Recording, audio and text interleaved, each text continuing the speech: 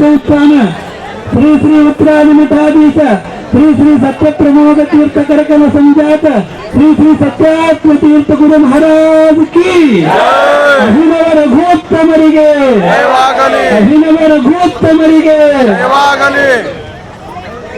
ಎಲ್ಲಾ ಸತ್ಯತ್ತರ ಎದ್ದು ನಿಲ್ಲಬೇಕು. ಯಾರೋ ಕೂಡಬಾರದು, ಪ್ರತಿಯೊಬ್ಬರು ಎದ್ದು ನಿಂತುಕೊಳ್ಳಬೇಕು. ಮಹಾಸ್ವಾಮಿಗಳು ವೇದಿಕೆಯ ಮೇಲೆ ಆಗಮಿಸ್ತಾ ಇದ್ದಾರೆ.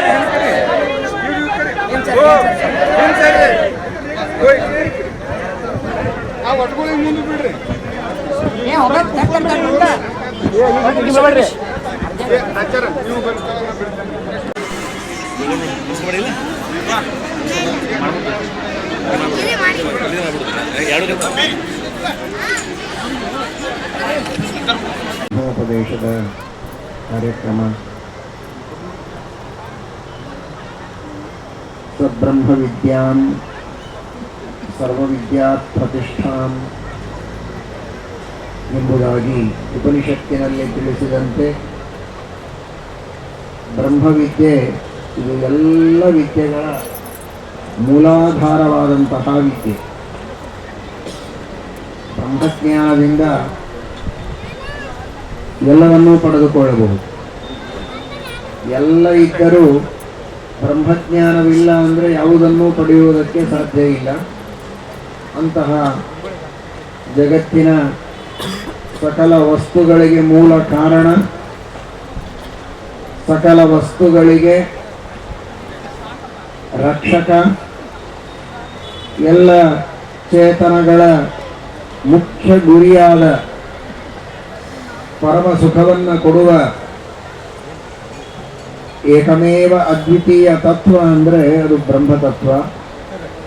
ಅಂತಹ ಪರಮಾತ್ಮನನ್ನು ತಿಳಿಯುವುದಕ್ಕೆ ವೇದಗಳು ನಮಗೆ ಮುಖ್ಯ ಸಾಧನ.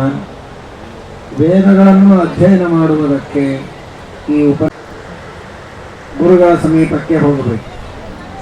ಇಷ್ಟು ದಿನ ಕಾಮಚಾರ ಕಾಮಭಕ್ಷ ಅಂತ ಎಲ್ಲಿ ಬೇಕಲ್ಲಿ ತಿಂದು ಯಾವಾಗ ಬೇಕೋ ಆವಾಗ ಎಷ್ಟು ಬೇಕೋ ಅಷ್ಟು ಸಲ ಹಸಿವಾದಾಗೆಲ್ಲ ತಿನ್ನೋದು, ಹೇಗೋ ಮಾತನಾಡೋದು, ಹೇಗೋ ಜೀವನವನ್ನು ನಡೆಸೋದು ಚಿಕ್ಕ ವಯಸ್ಸಿನಲ್ಲಿ.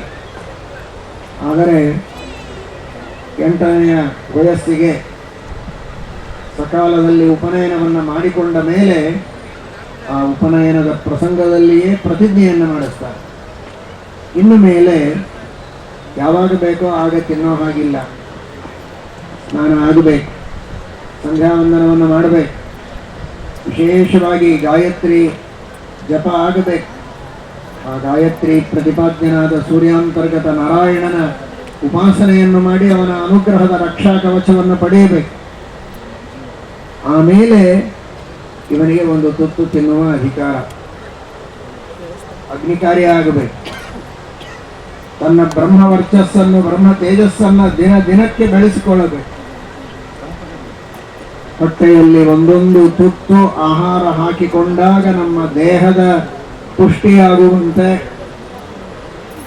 ನಿತ್ಯವೂ ಸಂಧ್ಯಾವಂದನದ ಮೂಲಕ ಆಚಮನವನ್ನು ಮಾಡ್ತಾ ಒಂದೊಂದು ಹನಿ ನೀರು ಒಳಗೆ ಹೋದ ಹಾಗೆ ಅಗ್ನಿಯಲ್ಲಿ ಒಂದೊಂದು ಆಹುತಿಗಳನ್ನು ಹಾಕಿದಂತೆ ಇವನ ದೈಹಿಕವಾದ ಹಾಗೂ ಆಧ್ಯಾತ್ಮಿಕವಾದ ತೇಜಸ್ಸು ವಿಶೇಷವಾಗಿ ಅಭಿವೃದ್ಧಿಯನ್ನು ಹೊಂದುತ್ತದೆ. ದೇಹದ ವೃದ್ಧಿ ಮಾತ್ರ ಅಲ್ಲ, ಇವನ ಮನಸ್ಸಿನ ಪುಷ್ಟತೆ, ಆತ್ಮದ ಸ್ವರೂಪದಲ್ಲಿರುವಂತಹ ಗುಣಗಳ ಅಭಿವ್ಯಕ್ತಿ ಇವನಿಗೆ ಆಗುವುದಕ್ಕೆ ಈ ಎಲ್ಲ ಸಂಸ್ಕಾರಗಳು ಅತ್ಯಂತ ಪ್ರಧಾನವಾದದ್ದು. ಅಂತಹ ಒಂದು ಗಾಯತ್ರಿ ಮಂತ್ರದ ಸಿದ್ಧಿಯನ್ನು ಮಕ್ಕಳು ಪಡೆದುಕೊಂಡರೆ ಎಲ್ಲವನ್ನೂ ಸಾಧಿಸಬಹುದು. ಧಿಯೋ ಯೋನ ಪ್ರಚೋದಯ, ಅತ್ಯುತ್ತಮವಾದ ಬುದ್ಧಿಶಕ್ತಿಯನ್ನು ದೇವರು ಕೊಟ್ಟರೆ, ಬುದ್ಧಿಶಕ್ತಿ ಅಂದರೆ ಕೇವಲ ಅರ್ಥ ಮಾಡಿಕೊಳ್ಳುವ ಶಕ್ತಿ, ಸ್ಮರಣ ಶಕ್ತಿ ಇವುಗಳು ಮಾತ್ರ ಅಲ್ಲ. ಬುದ್ಧಿ ಧರ್ಮ ಬುದ್ಧಿ, ದೇವರಿದ್ದಾನೆ ಎನ್ನುವಂತಹ ವಿಶ್ವಾಸ, ಪರೋಪಕಾರ ಮಾಡಬೇಕೆಂಬ ಬುದ್ಧಿ,